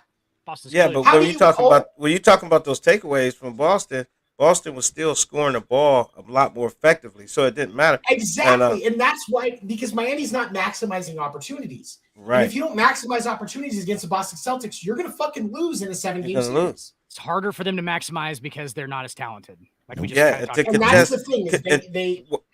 To contest what Will said, Victor Oladipo had 23 points tonight. He did. He led the team in scoring. He led, but that's bad because you need other other players should not be to come with you. Oladipo should not lead your team in scoring. You guys are throwing some fucking shade on Victor Oladipo right now. It should be Butler. It should be Butler. It should be Bam. It's called the hot guy. He's the hot guy tonight. Keep giving him the ball. That's the Heat's. That's how they were constructed. Yeah. Why is Oladipo the hot guy? What is it now? 2 or 3 games in a row? It's been Oladipo that's been the hottest hand for them. It should not be. And I'm not knocking Oladipo. Again, we all agree Oladipo's talented. But Miami is falling short because it's Oladipo that's carrying the high end of the scoring weight on that team. That's how they play, though. Can we? No. Well, I think too. I think Oladipo. Well, I think Oladipo is the healthiest. Next man up. Yeah. He's the healthiest. Didn't have deep playoff runs last 3 years. He's sitting on his couch. He is next man up, but my thing is you ain't gonna win. That's like Philadelphia. No, you're right. No, you're not. You're not gonna win. You have to have a top tier player. You're not gonna win. That's my thing. You're not gonna win. We've seen Lowry scored 3 points. Yeah, you gotta do. The starters that brought you there is gonna have to win this for you. And Will, who was the last team that didn't have a top 5 NBA player that won an NBA title? Wait, it has to be those again? Pistons, right? Shit, and Pistons. Who's the last NBA team to have to not have a top 5 to 7 NBA player, like a top tier superstar, to win an NBA title? Who's the last one? It's the last team. It's the Pistons, It's gotta be the Pistons, right? Yeah, no, you had Big Shot. You had Big Shot on that team. You had. No. That team was pretty good. Are you saying Chauncey Billups is not even close to? Chauncey Billups was never close to a top 7 player in the NBA. No, they didn't have anybody on that team. No, I'm not saying. No, that's what I'm saying, though, Gene. No, nobody on the team was a top 7. Is what you're saying. No star player. No superstar player on those teams. No. On the Detroit teams. It was their starting five was Rip, both Wallaces, Ben and Rashid. You had a star Rashid, but you had no superstar. Chauncey and fucking Rip Hamilton. That was the starting five. There's not a guy who was Rip Hamilton. Wait a minute. You missing? You. I think you miss. I think Ben Wallace was. I said Ben Wallace. I said Ben and Rashid. Yeah, Ben and Rashid. They were stars. They weren't superstars. They were not superstars. They were stars. Top 10. They were never top 10. They were stars. Even for that season was the top 7. They were stars, but not superstars. Yeah. But that's the last one, right? Because everyone after that, if you think about it, what you went Kobe, Dirk, LeBron, Kobe, Dirk, D-Wade, and then D-Wade, Steph, KD, Bron, Giannis. You know what I'm saying? Like those are all guys that were clearly top 5 and have been their entire career. So I think you need that guy. So I think that's proven. You seen that with the Mavericks? That's a good point, Daniel, because I see where you're going with that. You're saying if this Miami team is going to continue to play with a Victor Oladipo, there's no way. There's no way they're going to win. And you seeing that, and to switch gears a little bit, you're seeing that with the Mavericks right now. When Luka got somebody to come with him, he's that much better off. But when Luka ain't got nobody coming with him, it's just him. Nope. Jordan in the playoffs in the late 80s, early 90s before he got help on the Bulls roster. And I hate to compare Luka to Jordan because I think it's offensive to Jordan, but it is the circumstances are similar.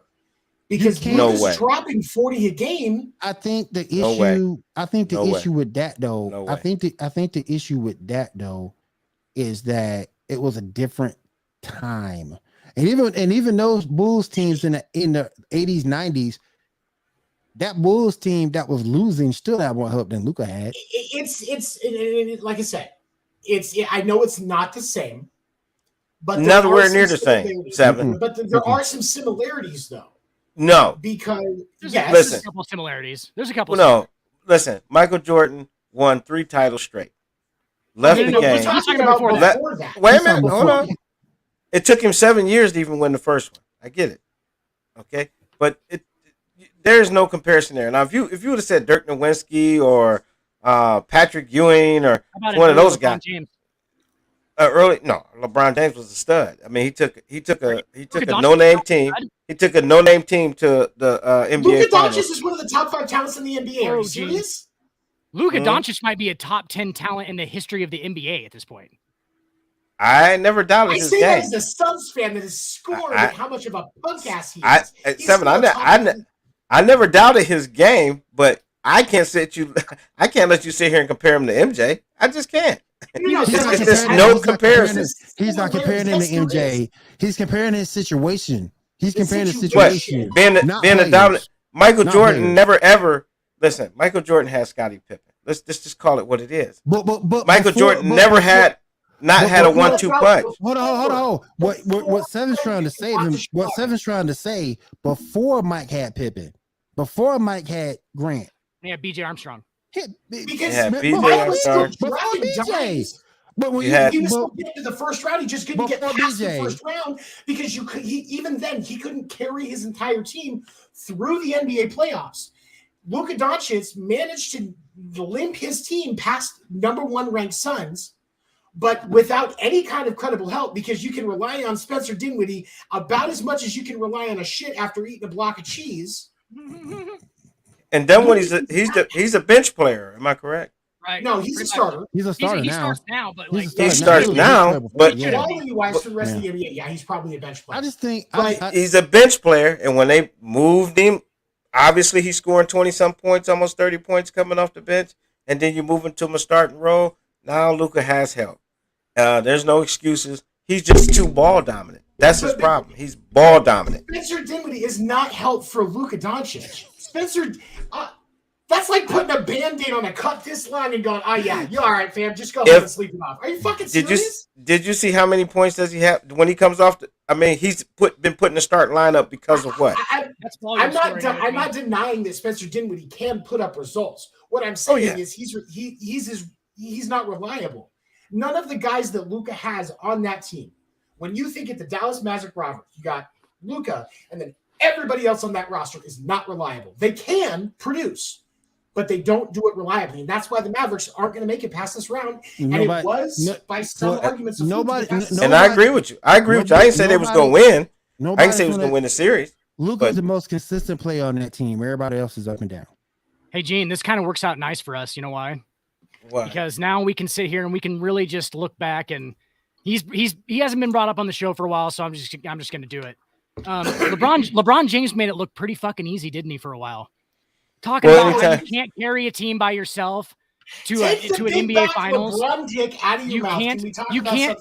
He made it look pretty fucking easy, though, didn't he? You guys all talking about, oh, we can't do it without any help. Really? No, really? Here's the deal. LeBron, to get to the finals. Yeah, to get to the finals, he could carry anybody. But in order, when he won it, when he hold on, when he won it, the Eastern Conference or the Western Conference Finals this year. Hold on, 7. When he won a title, he's always had somebody with him. So LeBron, he does a good job of. He can carry you there, but he needed help to win a championship in Cleveland. Now his problem with the Lakers is plain and simple. You're looking out for your buddies, and they're too old.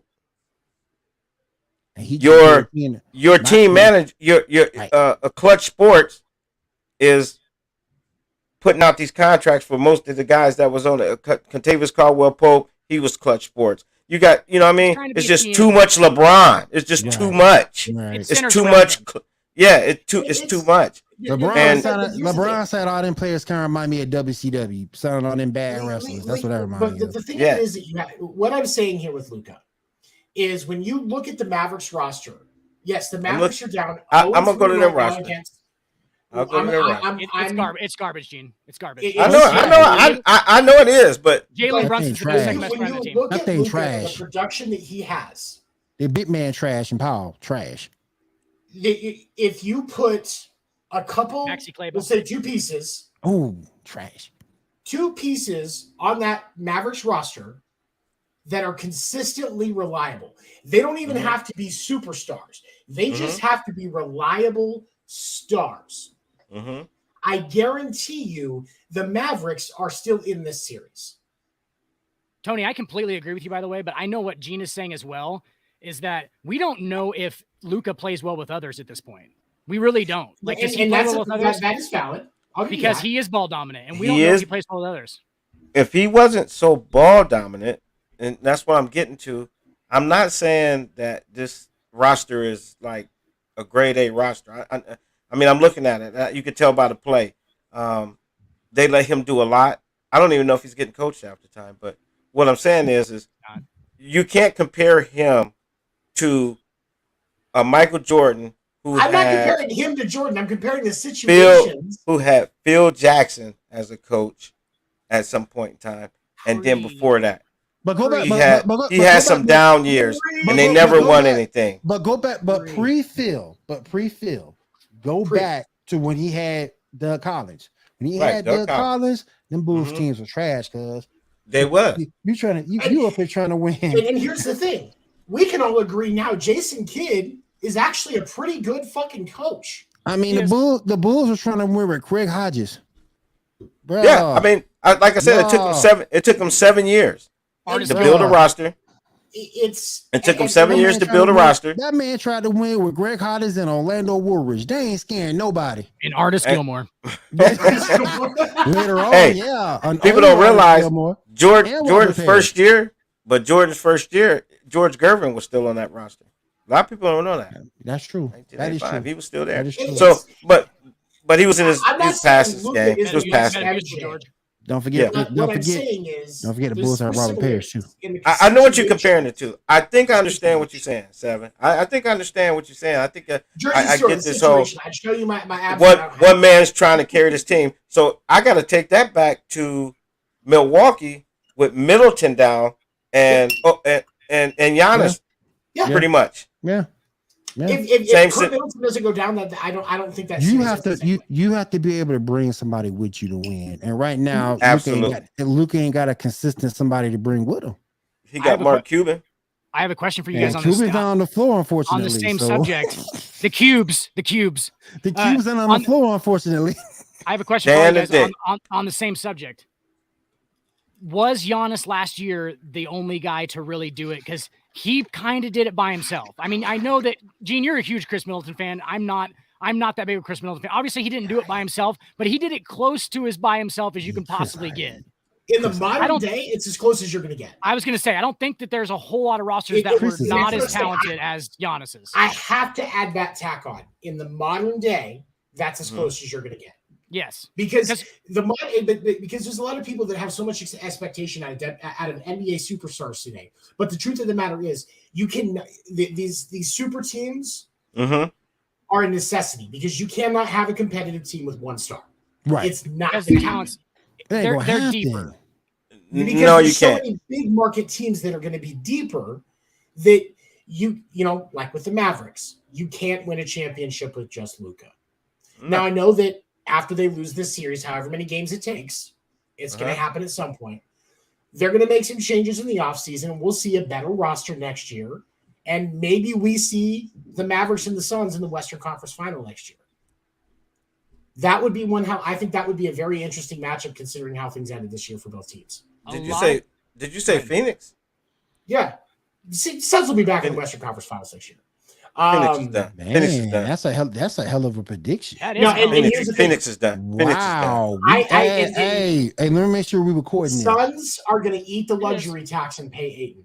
I think I am adjusting my prediction that Ayton's going to get traded. Let me ask y'all a question. Suns are going to eat the luxury tax and pay. Let me ask you two a question. Y'all paying Ayton all that money?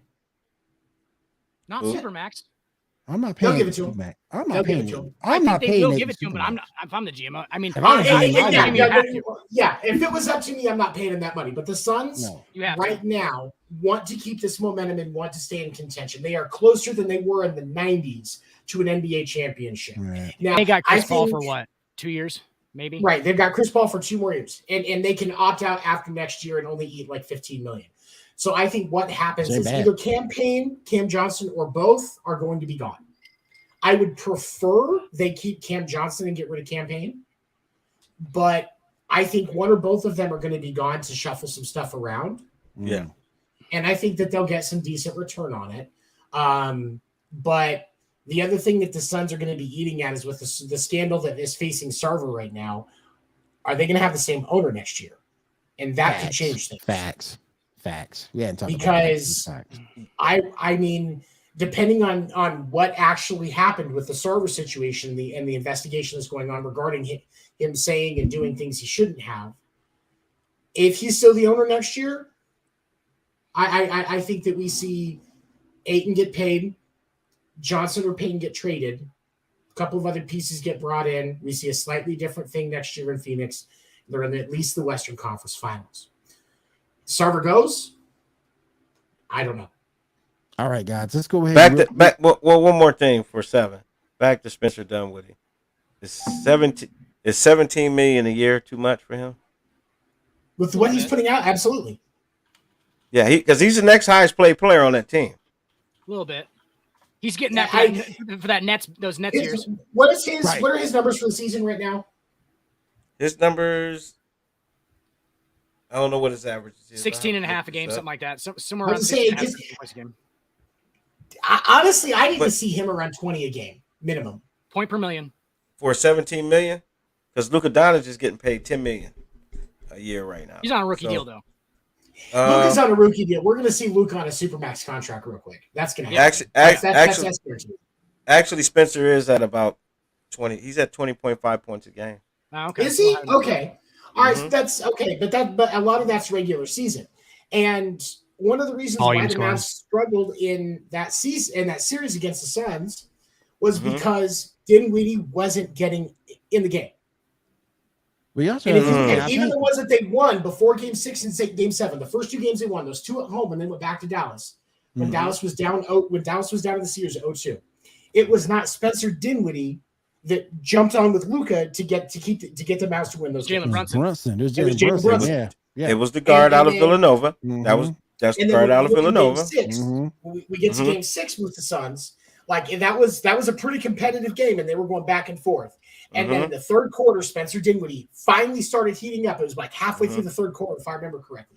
Dinwiddie finally starts getting into the game, and that's when the tide turned. And then they had Dinwiddie involved in Game 7 And that's what it was. Well, you got Because when you make that transition, Seven, from being a bench player to a starter, the game changes for you. Absolutely. Oh, Yeah. True, So true. once he started figuring out that chemistry with those guys on that starting lineup, you seen it get better. The guy should have been a starter. I think you pay him that much money. I don't see how you can pay a guy $17 million and just sit him on the bench. So maybe it was something. He's a liability defensively, though, too. He's a liability defensively. Yeah. But I think and some defense wins games. Defensive on pieces defense. for them, I think, would be a good deal. Like, I know this is going to be crazy, and some people might look at me crazy. Bring Pat Bev in for a year. Like your boy Eli Apple. Eli Apple, burnt toast. OHIO, but boy Eli. But burnt toast. Let's say you bring somebody like Pat Bev in for a year on that Mavericks roster. You really want to be in that? Doesn't change. You really want to do that? But for the defense, and for the game knowledge, Pat Bev is not a great defender. That's what people don't realize. He's not dirty.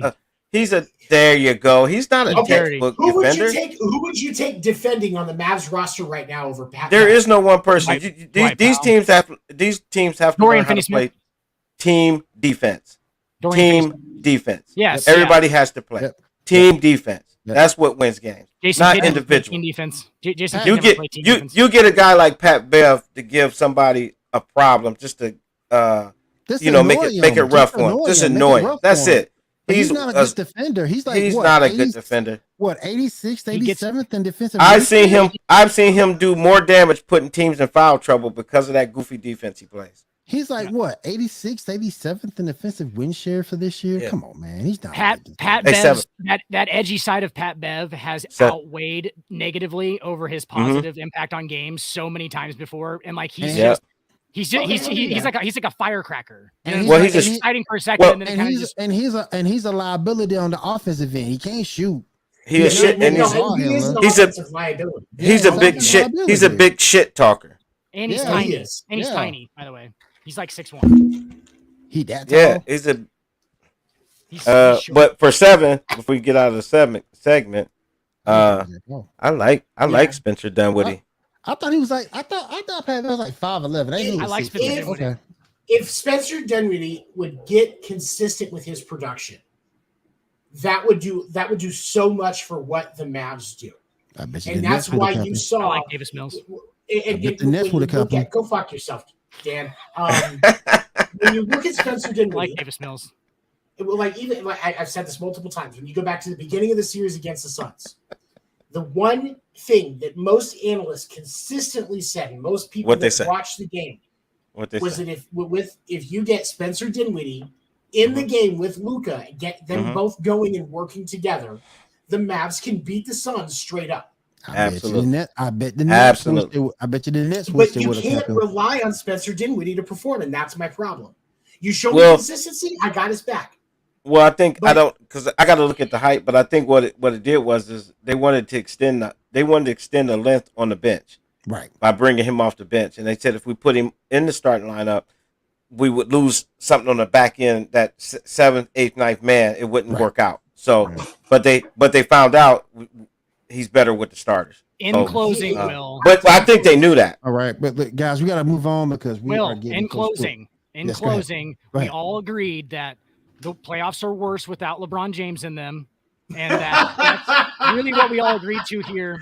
And I'm glad that we could all come to that agreement and just make that a solidified thing. I ain't agreeing to that. LeBron James made it look pretty fucking easy, didn't he? I ain't agreeing to that, bro. I ain't agreeing to that, bro. I ain't agreeing to shit. I ain't agreeing to none of that, bro. Well, you such a hater. Well, you said none of that, bro. You such a LBJ hater. Go look at my Facebook timeline. I want the Lakers and the Clippers to get put out, and it got put out. So I got what I wanted, doggone it. Will just hates greatness. I hate greatness. Will just hates black people. Will does hate black people, doesn't he? Are you ashamed of your black side, Will? He's a biracial angel. Answer the question, sir. No. I love my black side. I love my black side. Are you in touch with your culture, Will? Stand up for you, right? I'll stand up for my people. I stand up for my people. I got you, Right. Don. Has anybody ever told I you? got you. I got you. Like a young Morgan Freeman will. I still have to put my picture. We Look at don't him. want you. We don't want the Okay, money. let's go to Dick of the Week. I want to have time between shows. Let's go to Morgan Dick of the Freeman. Week. Let's go. I am Morgan Freeman. I am Morgan Freeman. Ever since I was a little boy, Since I was a little boy. I was always loved the sound of my own voice. I always love the sound of my own voice. There Yes, you go. sir. All right, guys, let's go ahead and move into our Dick of the Week. Let's go.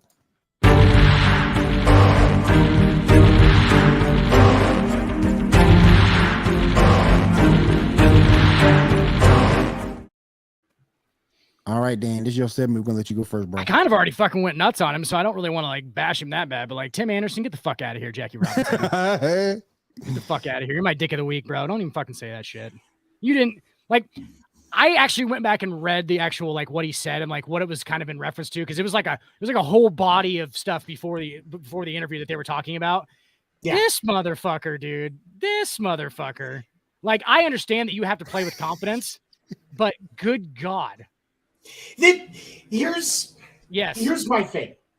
I understand that Tim Anderson plays different. Ooh, and he plays with more attitude. He plays more in the modern day. And like I said, I am a fan of the fact that he thumbs his nose to the unwritten rules. I have no problem with that. But to compare himself to Jackie Robinson because of how he plays the game is supremely disrespectful to everything that Jackie Robinson went through to get to the stage that he did. Dude, in the interview, he's kind of comparing himself to like being a social justice like icon. There's a lot of stuff in there about him being like the black guy that plays the MLB and all that stuff. Like, that's not the same fucking thing. I get that there's a decrease in the number of black players in Major League Baseball. It's 7.62% or something like that. It was never very much. But one point it was like 20%. And it's come back down. But we've also seen a surge of more players from the Dominican Republic and Asian countries. That's part of the reason why the numbers have changed. There's also less white players in Major League Baseball than there was back in the day. Facts. There's what? That last statement, what'd you say? 7? There's also less white players in Major League Baseball than there was back in the day. Like that. Oh, absolutely. You know, but for that, I can understand for the small situation why there was some criticism without context for what Josh Donaldson said. Not even trashing it. But when we look at what happened and why, and we go all the way back to those comments, just like Dan, I went back and I read that article because I didn't see it because I haven't ripped it to shreds the first fucking time. What the fuck? It's not appropriate. I understand that he wants to be a leader and try to get more black players in Major League Baseball. And guys, I'm just emphasizing here too that me and Seven are only going at Tim Anderson this hard because Tim Anderson fucking vastly overreacted and wanted to fight somebody and then called it a racist comment when he knows exactly what fucking dude is talking about. He knows exactly what dude is talking about. It's not anything about race to Josh Donaldson. He knows what he's talking about. He's heard it before. And then he's got to be, and then he's literally like whistleblowing.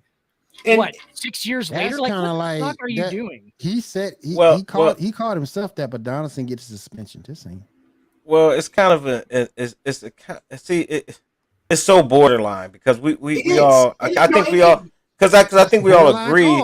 I think we all agree that now to say something after we found out that this has been said to you a couple of times and you didn't make light of it then. It's but for Donahue, I think he's Donaldson. I'm sorry. For Donaldson, I think he's sane enough to understand that you just shouldn't say stuff like that either. I think it goes both ways here. But I don't think it's and I get it. I get what Dan. I get what you're saying. I think it's petty. Not the reference to Jackie Robinson. I think for Tim Anderson to say something at this point, I think he should have. It's like, wait a minute. And I think for Josh but also it's not racist. I think when the Major League Baseball did the investigation, they didn't do the investigation solely on hypothetically thinking he said this. They actually had people, the players that were around, the umpire that was around. They actually basically said, got behind it and said, at that time he shouldn't have said it. You know what I mean? So it's like it's like you're straddling the fence here. And I get it. I get it. It's touch and go. It's peaks and valleys with this because of the times that we're living in. Right. And I think you have to address it. You have to tackle the issue right away. Do you think that what Josh Donaldson said was meant to be with any inkling of racism to it? I think he's actually making fun of Tim Anderson for saying that he was Jackie Robinson, just like I am. I think he referenced it to what he looks like, not what he plays like. I think he referenced it to what he looks like. He looked like Jackie Robinson. No, I think he's referencing the fucking interview that he knows that Tim Anderson said that about himself, and he's making fun of him for it. I think that's what it is. You think he? So you think Tim Anderson, once he opened the door for that, he said, "Okay, well, I'm gonna kick it in now. Absolutely. I'm gonna kick in the door." Yes. I might be, and you might. You know what? I agree with you a little bit on that. I do. Because that's what I'm saying. Why are we looking at a suspension for him? Unless you're punishing Donaldson for reacting. If you're punishing him for reacting, I got you. But if that's not the reason why you're punishing him, he didn't open the door. Oh boy, did. Worse things are said to everybody in this. Yeah. Worse has been said. There's worse things that were said at a ballpark. Like we can all agree on that. It was just poor judgment. That's all. It was, and that's the thing. Like Dan and I both on stand-up comedy. Part of sometimes, and Dan wasn't as good at this as I was, but sometimes you got to read the room, and I will acknowledge that with Josh Donaldson, and especially because there was some stuff, maybe Josh Donaldson was a little too physical in the game, a week before, right, and stuff like that. So I think timing was the reason for the punishment. Absolutely, it wasn't the best, and while I don't 100% agree with it, I understand why the league did what they did because they don't want it to be a bigger problem down there. We don't want to be having shut this down now, so it's not a problem later. You have to address it. Real quick, Seven. Who's your dick of the week? My dick of the week. So I do want to pay respect to what KW said. Tiger's a dick for how he did in the PGAs. Man, don't make fun of a guy that's like disabled. You make him feel bad. He might start drinking more. Might fall asleep at the wheel again. I don't know that Tiger can survive another third accident. He's still trying to fight his way back. But my dick of the week is Stephen A. Smith because he actually used reason when discussing this Josh Donaldson thing today. Yeah, and I have to, so I have to say nice things about Stephen A. Smith. Well, and now we know that he can actually use reason. So, and that's we know. Stephen, we're on to you, Stephen. Yes. Go fuck yourself, Stephen A. Smith, for using reason. You dick. That pisses me off. We know that you can use reason now, Stephen A. Smith. You have no excuses. Yep. We know you're an intelligent man. Start using your intelligence. Stop going off basing your sports takes off your feelings. Start using your intelligence. Go ahead, Gene. You think Stephen A. is more emotional with this whole thing? He's more emotional than he is. This is the first time I ever seen him have an intellectual thought when we saw. Well, I always thought he had double standards. So the unmitigated gall, the unmitigated gall of the nefariousness of the concariousness. Yeah, but the unmitigated gall of Seven to say Dan Surson was a good player. The unmitigated gall. The unmitigated gall. The unmitigated gall of that needs to be another sign belt. That needs to be another soundbite. Jokic. But this week it was this week it was tough for me. I really didn't find anything because if Major League Baseball wouldn't at least had some type of traction for what was going on, I would say they was my dick of the week. But clearly this week, I think I'm gonna have to say William Morgan is probably my dick of the week. Yes. Why am I the dick of the week? Well, you're gonna be. You know why? Tell him seven. He knows seven. Oh, because my LBJ hate. My LBJ hate. Yeah, you went there. Yes, you went there. So I don't know if this is a record for this. I don't know if this is a record for this show, but Daniel Seven, he might be next. Yeah. Yeah, honestly, I feel like a slacker because I haven't been Dick of the Week yet. Like, Yeah. I love how honestly, like in my social circles, I'm Dick of the Week most weeks. So I don't know. This is kind of a different feeling for me. Well, it's because you're kind of a responsible, well-spoken individual on this show, you know. So you have to be basically out of control and a fucking idiot. Yeah. Well, no, not necessarily. He's well-spoken. See, there was a tight race tonight. There was a tight race, and I didn't want this to be racial. I didn't want them to think I was attacking the white guy. So I said I'll go after. I'll do some self-destructive behavior, and I'll go after the black guy. I'll do some black on black crime here. I'm gonna do some black on black crime. Yeah. But when when Seven compared Luka Doncic and that damn Michael Jordan, I about lost it. I about fucking lost it. I'm not gonna lie. I about fucking lost it. But oh my goodness, man. I played right in, but William, I played right into their hand. I did the black on black crime. I went after you. I should have went after Seven. Oh my gosh, you good? I'm sorry. I had a lapse in judgment. You good? You good? On that note, guys, Sports Report After Dark coming up. We cut out the two black guys and talk about race. All right? Real quick, guys. Start at the top of the hour. Real quick, guys. My Dick of the Week is the WWE for how they handled the Sasha and Naomi situation. Facts.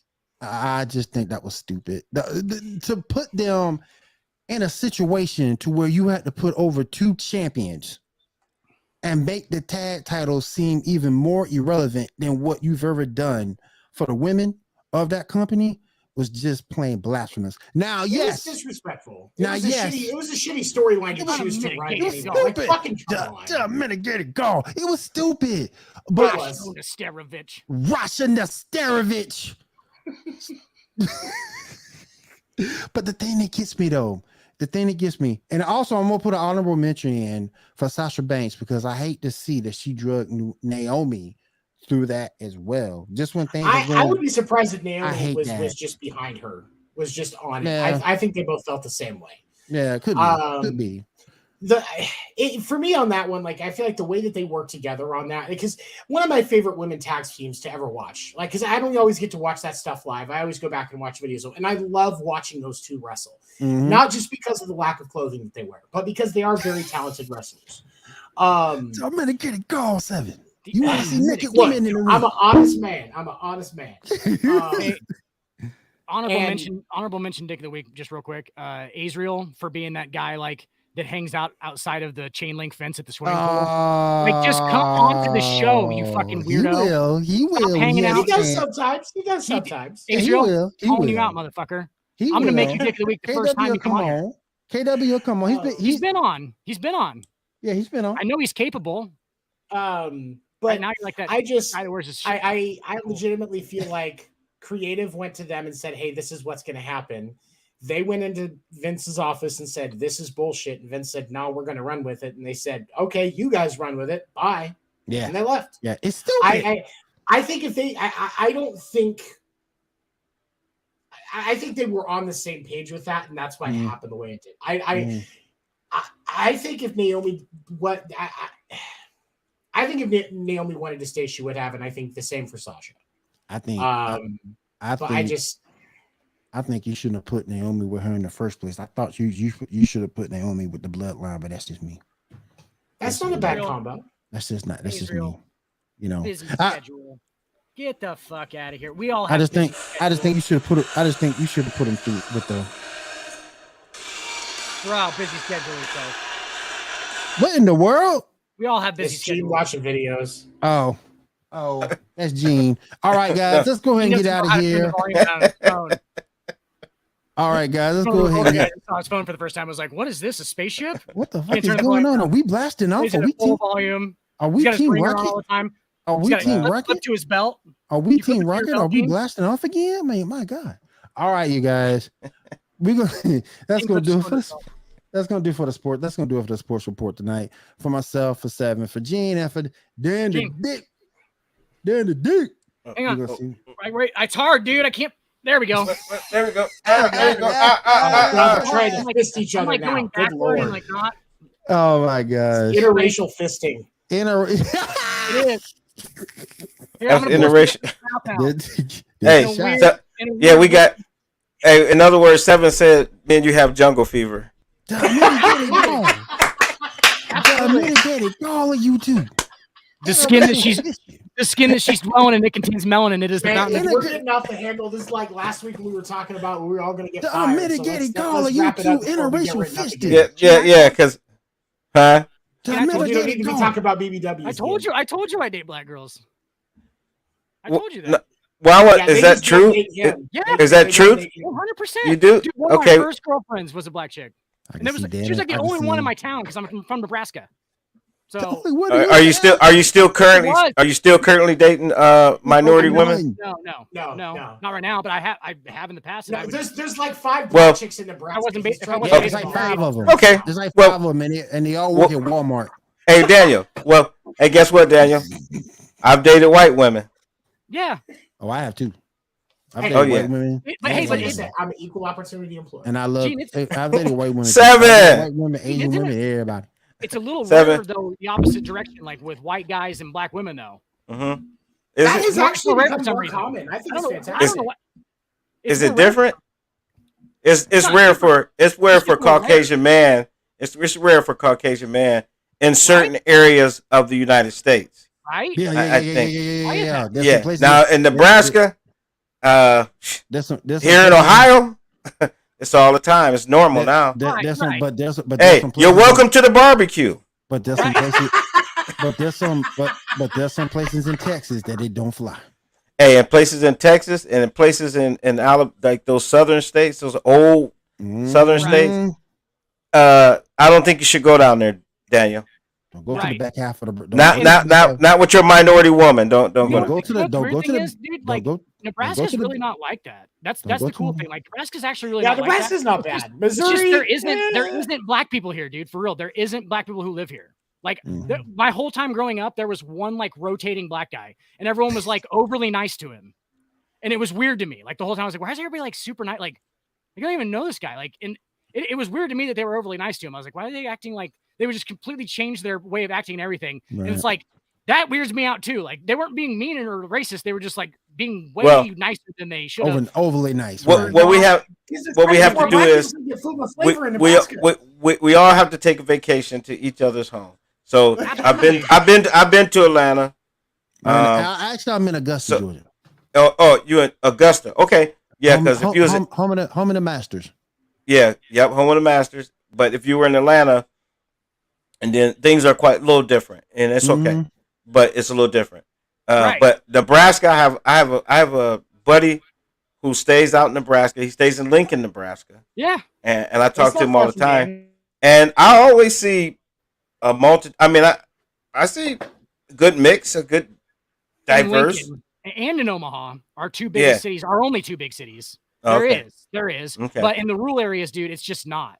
Like no, not. We're 7. No, in rural areas here it's not. You might you're either gonna run into a Amish or a Klansman. But 7, where are you? 7, where are you? 7, where are you located at? Phoenix. I am. Oh, you're in the melting pot. Oh, you're in the melting pot. Yeah, it's diversity AF down here. Like that's, oh yeah. That's what I'm saying. You've had Latino, you've had Asian, you had. I have been turned down by every race of woman since I lived in Arizona. Yes, and that's not. Gene, I've lived in Kansas City. I lived in Kansas City for like 4 years. So I mean, okay, I've been to Kansas City when I was younger. Kansas City too. Like it's I That's thought Missouri. it was awesome. Like you know what I'm saying? Like it's because it's not any different. It's not any different. But we know what. But Daniel and Dick, we're gonna work on this, okay? And what me and you will do, Daniel, is we'll link up and we'll find somebody on one of these Plenty of Fish or something like that. We'll get you linked up. You better get Dan in trouble. Hey man, you about to get Dan in trouble. You are gonna get Dan in trouble. His girlfriend Dan in trouble, dude. All right, sorry, Dan's girl. I would never do that. I just. I would never do that. Turn off the mics. Go backstage, Daniel. We gotta talk backstage. He's got his fingers crossed like she's this just in the behind his room. back. She's not, but like we gotta talk backstage behind his back the whole time he said that. I'm sorry, Dan. Dan's woman. She's got a hatchet. She's got a hatchet. Like, what did Gene say? She will kill him. What did he say? We coming after Yeah. you. She's coming after you. Oh wait, a little wait! fired Oh! She has spoken. She has spoken. She just Bring her wants on a the show. Latino if he's gonna go black. Who was that? No, wait a minute. That was my girl. That was my girl. That was my. What did she say? What she said? Just give me a Latina if you do that. Wow! Wow! Wow! I love it. Oh, I cannot. love it. I can't let anybody around me get their roof done because it is just she loves it out there. She'll sit there and put that- This is the first time. Oh my God! Now This that. is the- Oh my God! This is the first time Dan's girlfriend has ever commented on the show. Yeah. Well, see, You knew and I'll she tell you was why. awesome. I'll tell you why that is. I'll tell you why she commented. She's still watching the show. She And watches it. Elisa, is it Elisa? Alicia. Elisa, it's a pleasure to meet you. He's, I just want to get that out. I want to get that out right now. I want to get that out right now. He's turning it on thick now. But He's like, but I'm one quarter Latino on my uncle's side. we'll have to get a but Hey, Alicia, Just he turning it on thick now. It's nice Hey, to meet you. Oh, at least, hey, yeah, it's nice to meet you Okay. because he's admitted that he's had an interracial relationship. Yep, he's had an interracial relationship why you putting that with. man business out like that? She been watching. She knows. She knows. She knew She that knows. before I said it on the So, show. Alicia, the first Latino, I'm going to refer them to you because he's already admitted his cheating. He's No, talking like no. he's talking like it's a business transaction. I'm going to refer them God. to you. I'm going to refer them to you. I'm going to refer them to you. It's going to be He a won't. business deal. Well, we're gonna see how this plays out. We gotta. Hey, I want to write the contract. Oh, snap. We've been open. Oh, About okay. I things. got you. Oh, now. It's getting. Okay, It's getting. okay. Oh, it's getting to the Good nitty gritty. now. Hey, we might have to table this. We might have, Alicia. We might have to table this till next week. It's getting good. We gotta dude. table this. This is getting good. This is getting real good. Hey, at least you gotta come on. You gotta come on the show not next week, but the week after. Yeah, you you- gotta come on the show. Yeah, you gotta come on the show.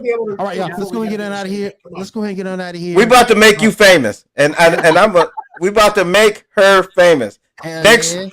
in 2 weeks, Alicia, prep, work out, drink water, hydrate, whatever you got to do. We want you. We want you here. Hydrate. We want you here. We're running a marathon on the sports report, like 'cause He we all like said work out. hydrate. Oh my goodness. For Dan, for 7, for Gina and myself, we'll see you again next week right here on the The most Sports Report. amazing thing Stay is that she dates tuned. me. We getting rolled up. We getting rolled up. We getting rolled up. Stay tuned for Sports Report After Dark right after this show here on Pinfall Streams. And we'll see you again next week. Everyone have a safe week. Take care.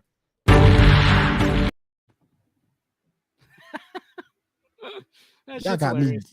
me discombobulated.